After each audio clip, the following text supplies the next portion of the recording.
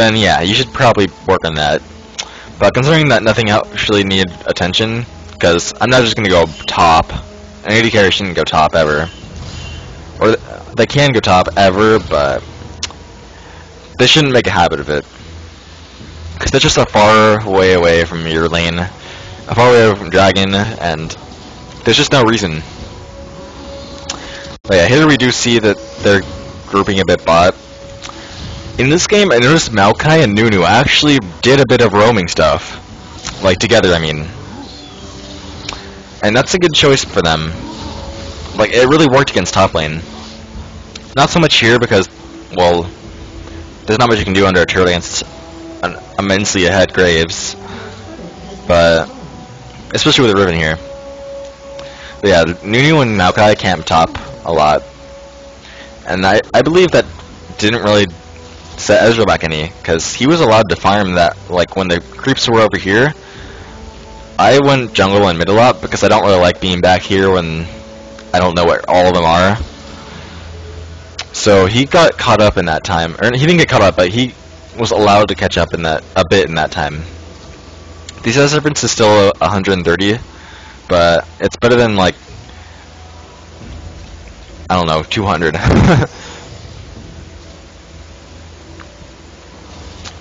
This is about where this game starts snowballing, though. Like, when we start grouping up, they just don't win in team fights. There's no way they win in team fights with that team. We have a Karthus, an immensely ahead AD carry, a Rumble, a Riven who can initiate on all of them, like with their dash things and stuns. So we have team fights pretty much under control.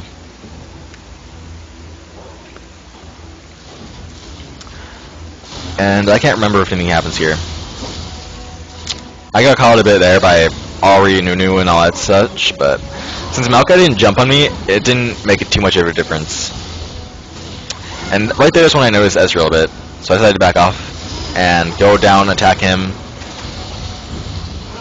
See him right there? He doesn't do any damage because he's exhausted and under-itemed. So I just took him down for first kill of the game. And really, that's why you CS so much. So you can get to this point where you can start getting kills and assists. And that Karthus just got himself triple kill. But yeah, it's better to be like 250 CS and like 1 kill, 1 assist, 0 deaths, than it is to be like 150 CS with like 5 kills and 4 deaths and 2 assists. And yeah, it gives you more gold and gives them less gold. I mean, it looks like you're doing more, but you're really not. And I think we go for blue here. I'm not positive. I know I went to bot and just let them do their own thing because I was pushing in tower. That might have been a bit of a mistake on my part, because I didn't think they really needed it, but I guess they did. But no skin off my bones, I guess. Karthus just got our blue later, I'm pretty sure. Except for the fact that Dolly got a kill. Which she is a bit fed. Yeah, she's 7-1. But overall, so what? It's into Dolly.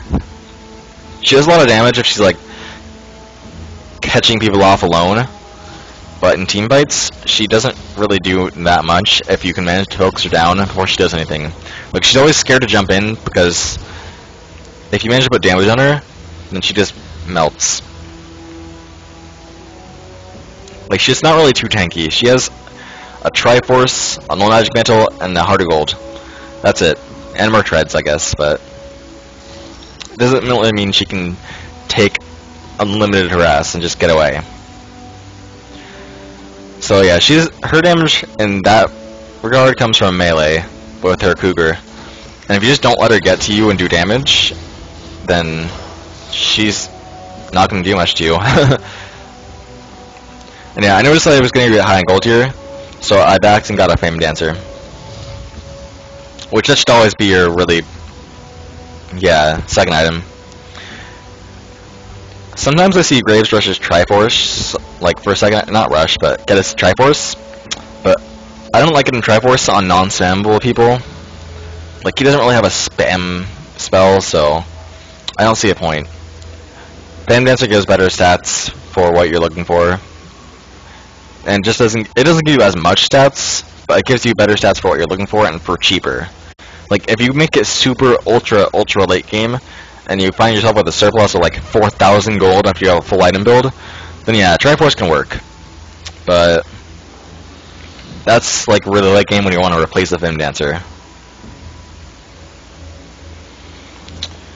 And if you notice, I got a Negatron Cloak. That's to get my QSS next. It's a really cheap option, and I noticed that they have a lot of magic damage. Like, they have an Ari, Ezreal has magic damage, Maokai does magic damage, and everyone on their team does some sort of magic damage. So instead of going my Last Whisper next, like, you have an option. You can get Last Whisper, or you can get QSS.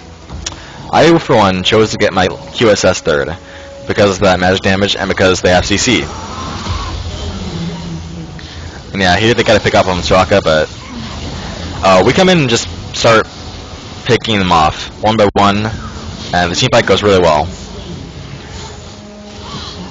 Like, yeah, we just got 4 kills. 4-1.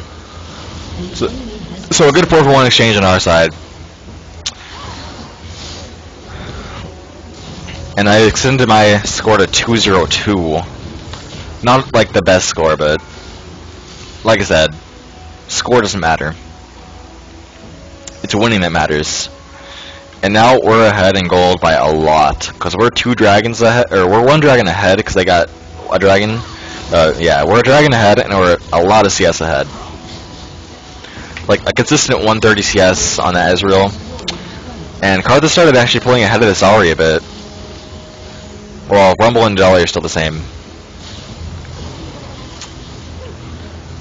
But pretty much every lane, every person is ahead in CS. Even the support's ahead in CS. And let's not even get started on towers. They've only taken 1 tower, and we've taken 6. No, 5. Yeah, we don't have this tower done yet, so 5.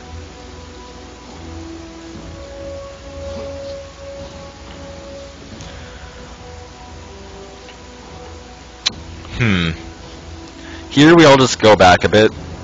Which, yeah, this is a standard boring time of let's retreat, let's buy, let's push lanes, etc. Because that's after, like, sudden active aggression. And so, yeah, we're pretty much ahead at this point. We're pretty far ahead, I mean. Like, if you look at everybody, the items are either better or... Oh, except for Rumble.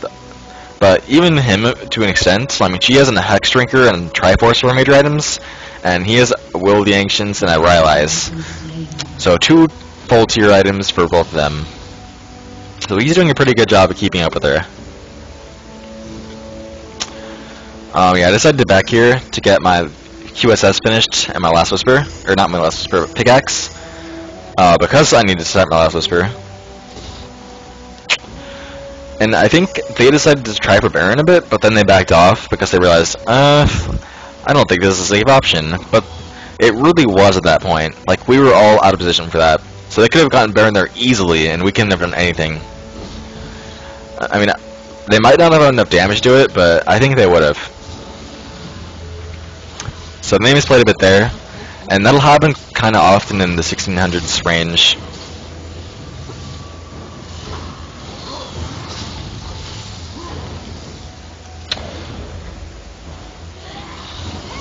But here they're doing some aggression stuff and trying to push in our tower.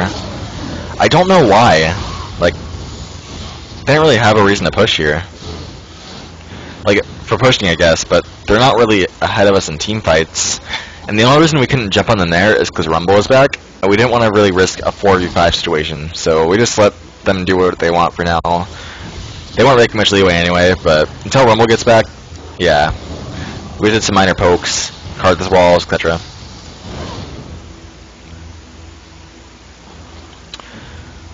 Pretty sure that we get Baron sometime pretty soon. And yeah, Maokai is randomly burdened, Shirley is.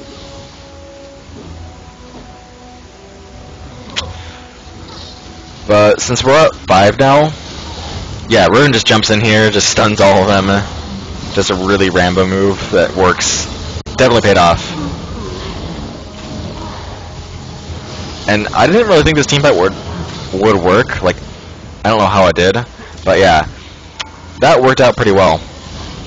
I made the mistake of chasing the Deli a bit, but 1-for-1 trade, and we got an inhibitor. And since the Deli was like really hurt in the jungle, and she had to back, she wasn't able to heal fast enough to do anything about this. And from here, we just got their buffs and did whatever we want to them. Like, I think that they got dragon and blue buff. I got red buff in top lane. And overall, it was a good play. Because we got both their buffs in our hands now. So that works well. And they don't really have the strength of Baron. Like, they don't know where our team is, so they didn't want to risk it. And yeah, I thought they were coming for me, so I was like, are they going for Baron or are they coming for me? But it turns out they didn't even know where I was.